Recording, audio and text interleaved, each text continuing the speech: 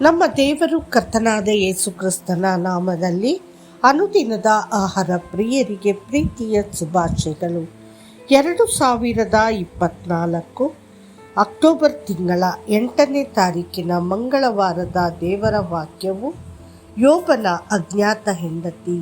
ಹೀಗಿರುವಲ್ಲಿ ಅವನ ಹೆಂಡತಿ ಅವನಿಗೆ, ನಿನ್ನ ಯಥಾರ್ಥವನ್ನು ಇನ್ನೂ ಬಿಡಲಿಲ್ಲವೋ? ದೇವರನ್ನು ದೂಷಿಸಿ ಸಾಯಿ ಎಂದು ಹೇಳಿದಳು. ಯೋಬನು 2:9. ಅಪರಿಚಿತರ ಸಾಲಿಗೆ ಯೋಬನ ಪತ್ನಿಯು ಸೇರುತ್ತಾಳೆ. ಅವಳ ಹೆಸರು ಏನೆಂಬುದು ನಮಗೆ ತಿಳಿದಿಲ್ಲ. ಆದರೆ ಅವಳು ಹೇಳಿದ ಮಾತು ಕಠೋರವಾಗಿತ್ತು. ಹೆಂಡತಿಯು ಒಳ್ಳೆ ಸಮಯ ಮತ್ತು ಕೆಟ್ಟ ಸಮಯದಲ್ಲಿ ತನ್ನ ಪತಿಯೊಂದಿಗೆ ನಿಲ್ಲುವ ವ್ಯಕ್ತಿ. ದುಃಖ ಮತ್ತು ಸಂಕಟದ ಮೂಲಕ ಪತಿಯನ್ನು ಬೆಂಬಲಿಸಲು ದೇವರು ಕೊಟ್ಟವಳು.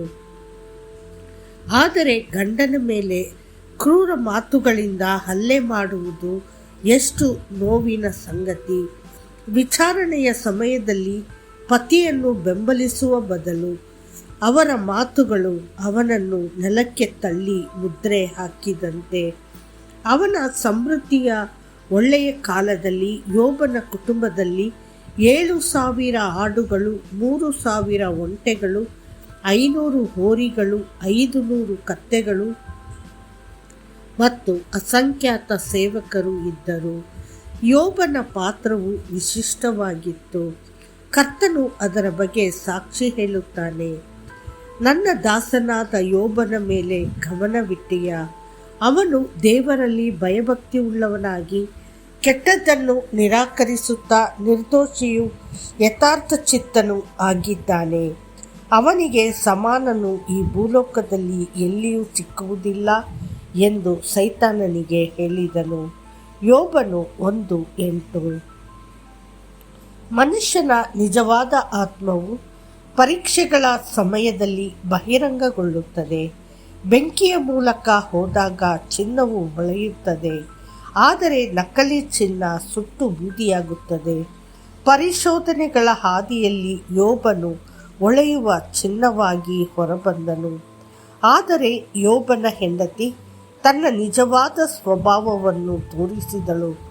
ನೀವು ಬೆಂಕಿಗೆ ಮೇಣದ ಬತ್ತಿಯನ್ನು ತಂದರೆ ಅದು ಏನೂ ಆಗಿ ಕರಗುವುದಿಲ್ಲ, ಆದರೆ ಮಣ್ಣು ಗಟ್ಟಿಯಾಗುತ್ತದೆ.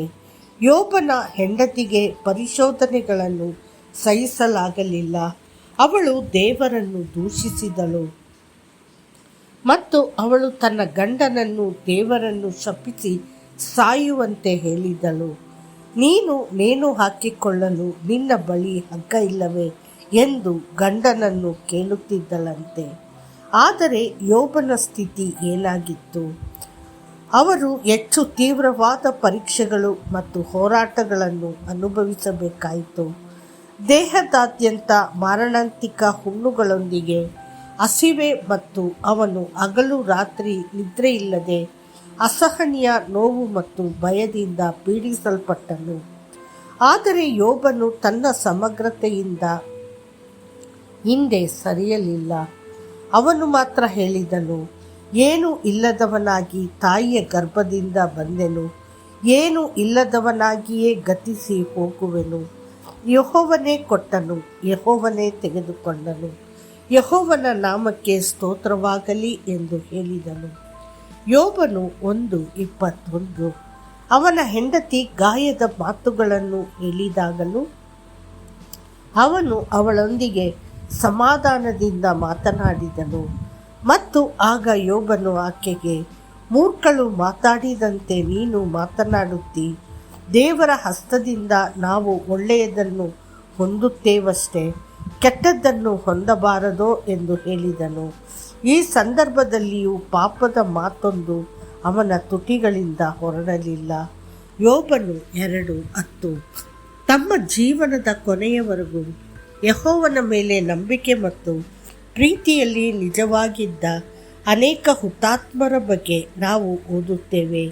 ಆಪತ್ಕಾಲದಲ್ಲಿ ನೀವು ಹೇಗೆ ಮಾತನಾಡುತ್ತೀರಿ ಮತ್ತು ವರ್ತಿಸುತ್ತೀರಿ ಎಂಬುದನ್ನು ಸ್ವರ್ಗ ನೋಡುತ್ತಿದೆ. ದೇವರ ವಿರುದ್ಧ ಮಾತನಾಡಲು ಸೈತಾನನು ನಿಮ್ಮನ್ನು ಪ್ರಚೋದಿಸಲು ಎಂದಿಗೂ ಅನುಮತಿಸಬೇಡಿ.